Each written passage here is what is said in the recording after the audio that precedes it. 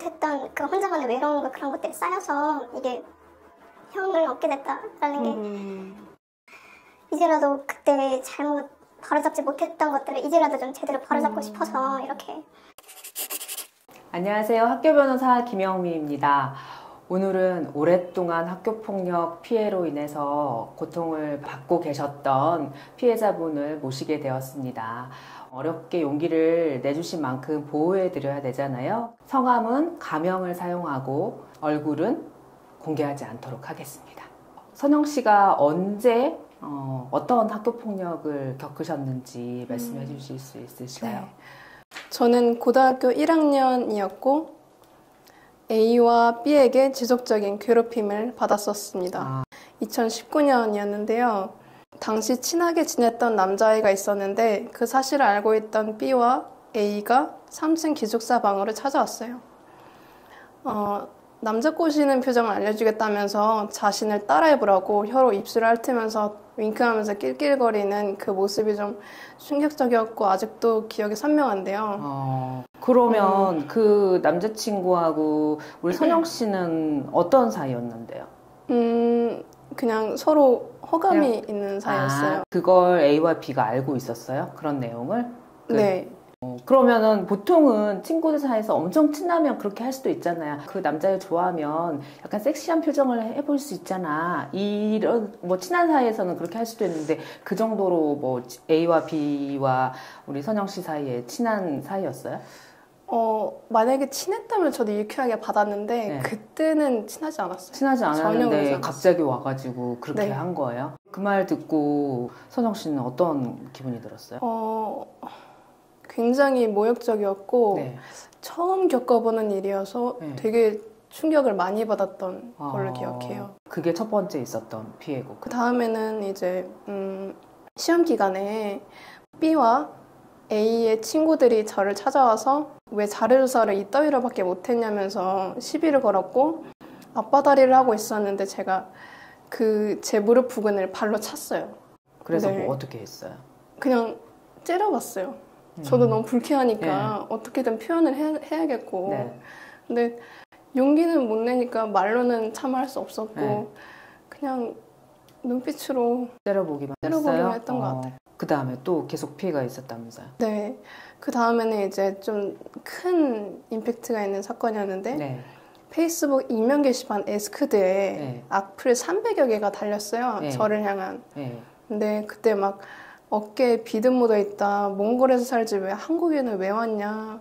뭐 왜 아저씨가는 공부 안 하고 몽골어 공부하고 있냐. 왜 매번 엄마가 학교를 찾아오냐. 왜 사냐 등의 악플이 있었어요.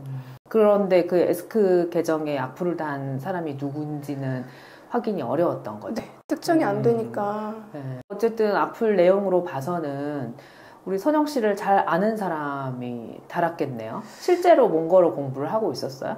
네. 하고 그러니까. 있었어요. 그 반에 어쨌든 학교 내에서 그걸 아는 사람들일 테니까 네. 결국은 학교 내 학생들이 그걸 달았다고 그럴 수밖에 네. 없겠네요. 그래서 더 불안하고 무섭더라고요. 뭔가 스토킹 당하는 것 같기도 나를 하고. 이렇게 네. 일거수일투족을 다 보고 있구나 네, 라는 네. 생각이 엄청 무서웠겠네요. 네, 맞아요. 그래서 어떻게 했어요?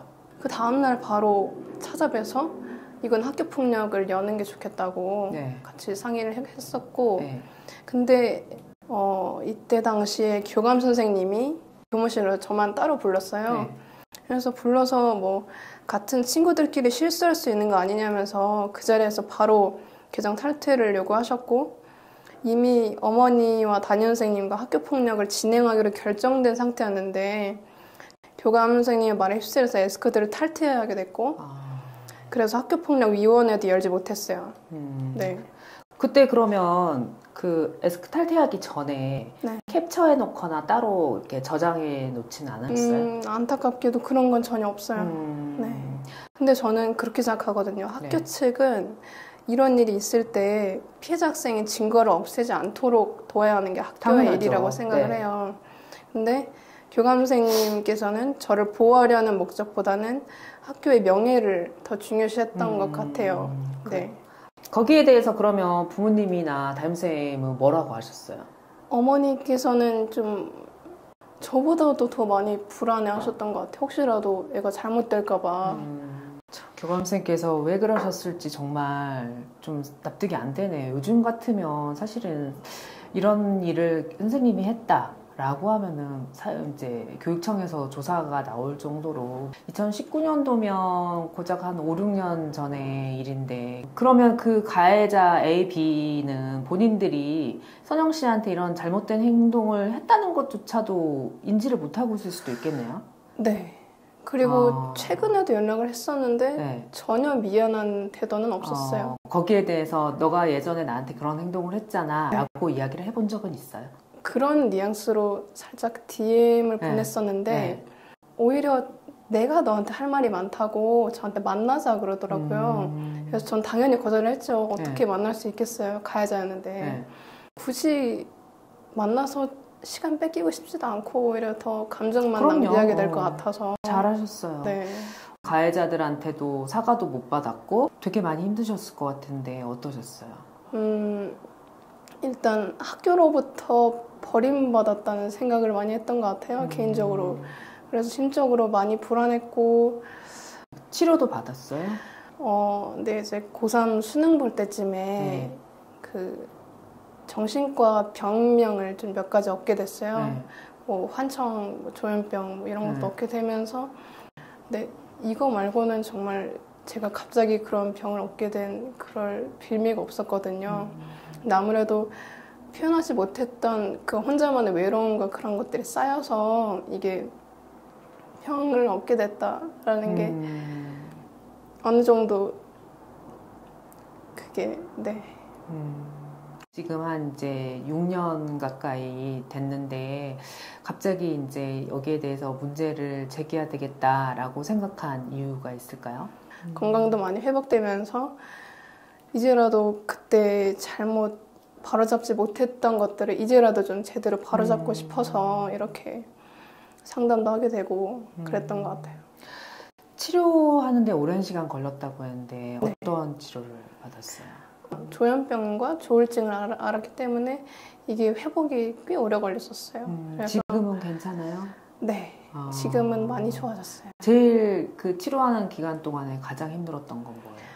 가장 힘들었던 건 약간 맹인이 된 것 같은 기분이었어요. 앞이 아무것도 안 보이고 제가 정신병원에 입원돼서 약간 감금되는 것처럼 치료를 받았었는데 혼자 고립됐던 느낌을 많이 받았죠. 네. 많이 아쉬웠겠어요. 그때 당시에 학교에서 제대로 처리를 해줬더라면 내가 이렇게 힘들지 않았을 텐데 원망도 많이 들었을 것 같아요. 네, 지금도 생각해보면 그때 아팠던 그 시간이 그때도 막 수능 끝나고 신나고 기분 좋고 뭔가 되게 빛났어야 될 시기에 아팠다는 게 조금 많이 안타깝죠. 저도. 어떤 부분을 가장 책임을 묻고 싶으세요? 시간이 많이 흘렀지만 제 잃어버린 시간들을 좀 정리하고 싶고 제 탓을 하면서 많이 자책했었는데 그게 이제는 제 잘못이 아니라는 것도 알아서 조금 이렇게 잘못을 바로잡고 싶습니다. 당연히 선영 씨 잘못 하나도 없죠. 이 학폭 사건을 뭐 단순히 학생들 사이에 있을 수 있는 일이라고 치부하고 그냥 학교 폭력으로 하지 말자라고 무마시킨 교감쌤이 가장 잘못했고요. 만약에 무마를 시킬 거였으면 그 이후에라도 그런 행동을 하지 않도록 재발 방지가 충분히 됐었어야 되는데 그 이후에도 A, B가 교묘하게 계속 괴롭혔다면서요. 그러면 재발 방지도 제대로 안 된 거잖아요. 그래서 학교 측이 가장 잘못이 크고 뭐 당연히 괴롭혔던 아이들 A, B도 잘못이 크죠. 근데 이미 그 학생들도 학교를 이미 졸업한 상태여서 학교 폭력으로 처벌받기는 현재로서는 할 수가 없고 만약에 하게 된다면 형사고소를 생각해 볼 수 있는데 형사고소에 있어서도 이제 다리를 툭 친 부분에 있어서 그게 이제 폭행으로 해석이 되거든요. 그러면 폭행죄로 인정을 받으려면 이제 그때 당시에 그 상황을 목격했던 학생이 진술을 해주거나 아니면 가해자가 인정을 하면 되는데 당연히 가해자는 본인이 인정을 안 할 것이고 네. 목격했던 학생들도 가해자 편이었기 때문에 네. 유리한 진술을 또 안 해줄 거잖아요. 네. 지금 상황에서는 찾기가 쉽지 않은 상황이에요. 그리고 담임쌤이 그때 사실은 내가 그런 내용들을 선영 씨로부터 들어서 잘 알고 있다. 이런 진술이 있다면 사실 가능하겠지만 그게 어렵다라고 하면은 형사처벌하기는 좀 어려운 부분이 있어요. 네, 그쵸. 좀 안타까운 부분이에요. 법적으로는 현재로서는 구제받기는 어려운 상황인데도 불구하고 이렇게 어렵게 용기를 내서 나와주신 이유가 있을까요? 일단 학교 폭력으로 피해받는 사람이 더는 없었으면 좋겠고요. 학교 폭력이 발생했을 때는 참지 말고 즉시 부모님과 선생님에게 말해야 한다고 생각해요. 그리고 절대로 증거를 없애서는 안 돼요. 교감 선생님이 저를 괴롭힌 가해자들을 같은 학교 친구라고 하면서 증거를 인멸을 당한 것에 대해서 저도 아직까지도 후회를 많이 하고 있는데요. 분명한 것은 저를 괴롭힌 사람은 친구가 아니라는 거, 그리고 증거를 인멸하도록 유도한 사람이 교감이라는 점에서 많이 유감스럽습니다. 네. 가슴에 좀 아프면서도 마음에 남네요. 나를 괴롭힌 학생은 더 이상 친구라고 할 수가 없다라는 점. 맞습니다. 네. 괴롭히는 건 친구가 아니죠. 그쵸. 그냥 같은 학교 학생일 뿐이죠. 네. 오늘 너무 감사해요. 네. 네. 저도 감사합니다. 이제 정말 다 잊고 너무너무 행복한 일만 있었으면 좋겠어요. 네. 네. 선영 씨처럼 학교 폭력으로 괴로움을 겪고 있거나 상담이 필요하시면 저 김영미 변호사를 찾아주세요.